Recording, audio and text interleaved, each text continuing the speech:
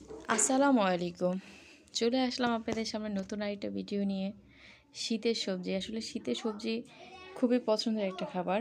শীতের সবজি না খেলে আসলে ভালোই লাগে না। প্রতিদিনই কোনো না কোনো সবজি আইটেম থাকতে হবে। তো আমি আজকে নিয়ে নিচ্ছি এখানে গাজর, তারপর আপনার আলু, সিম, ফুলকপি সবগুলো ছোট ছোট করে কেটে নিয়েছি। আমি ধুয়ে রেখেছিলাম। তো আমি কড়াই প্যানেল বসাইছি। প্যানে পেঁয়াজ, কাঁচামরিচ দিয়ে দিলাম, পরিমাণ মতো তেল দিলাম, দিয়ে নেড়ে চেড়ে নিচ্ছি। তেলটা একটু বাড়াইলাম, কারণ ভাজিতে আসলে তেলটা আপনি বেশি দিলে বেশিই মজা লাগে।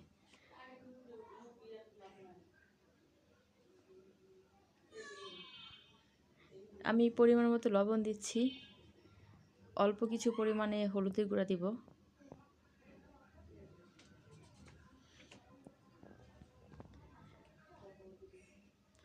এখন আমি নেড়ে চেড়ে একটু হালকা ভেজে নিব হলুদের গুঁড়াটা, যেন গন্ধটা, গ্রানটা, হলুদের গ্রানটা চলে যায়।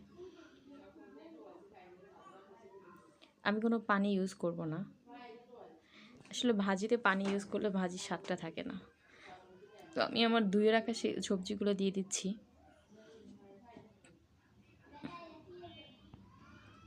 এখন আমি একটু উল্টিয়ে নিব।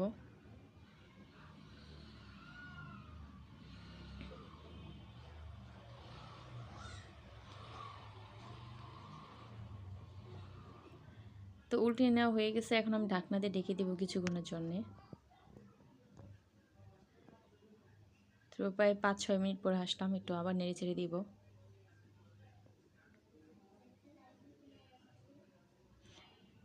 আমার সবজিটা হয়নি, সেজন্য আমি আবার ঢাকনা দিয়ে ঢেকে দিচ্ছি।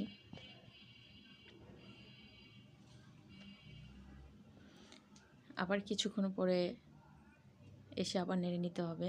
নেড়ে দিচ্ছি। আসলে সবজি তো একটু কিছুক্ষণ পর পর নাড়াচাড়া দিতে হয়। এখন প্রায় আমার সবজি অনেকটাই সিদ্ধ হয়ে গেছে, দেখেই বোঝা যাচ্ছে যে সব সিদ্ধ হয়ে গেছে। তো সবজিগুলো আমি সাইডে নিয়ে পাশে হালকা একটু তেল দিচ্ছি। আমি একটা ডিম ভেঙে নেব, সবজির সাথে ডিমটা দিলে বেশি ভালো লাগবে। একটা ডিম দিয়ে দিচ্ছি, আপনারা চাইলে বেশিও দিতে পারেন। আমি চাইলে আলাদা ডিমটা ভাজতে পারতাম, কিন্তু যেহেতু আমি এই সাথেই দিব, ডিমটা এই জন্য আলাদা করে নিয়ে একসাথেই করলাম। আপনারা চাইলে আলাদাও করতে পারবেন। এখন আমি ডিমটা পুরো সবজির সাথে মেখে নিব। দেখেন ডিমটা দেওয়ার পরে সবজি কত সুন্দর লাগতেছে দেখতে। এখন আমি কেটে রাখছিলাম ধনিয়া পাতা দিব।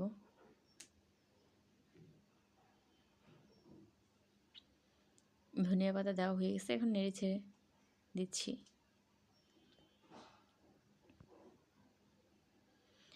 আমি অল্প কিছুক্ষণ যেন ঢাকনা দিয়ে দিচ্ছি, ধনিয়া পাতাটা যেন সিদ্ধ হয়ে যায়।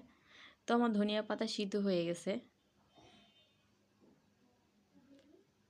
আমি মাঝখানে লবণটাও দেখে নিয়েছিলাম, আমার লবণটাও ঠিক আছে। এখন আমি নামাই নিচ্ছি। দেখেন আমি পরিবেশন করছি, কত সুন্দর হয়েছে কালারটা। আসলে শীতের সবজি কালারই আলাদা, দেখলেই ভালো লাগে। গরম ভাতের সাথে এরকম সবজিগুলো আর কিছুই লাগে না।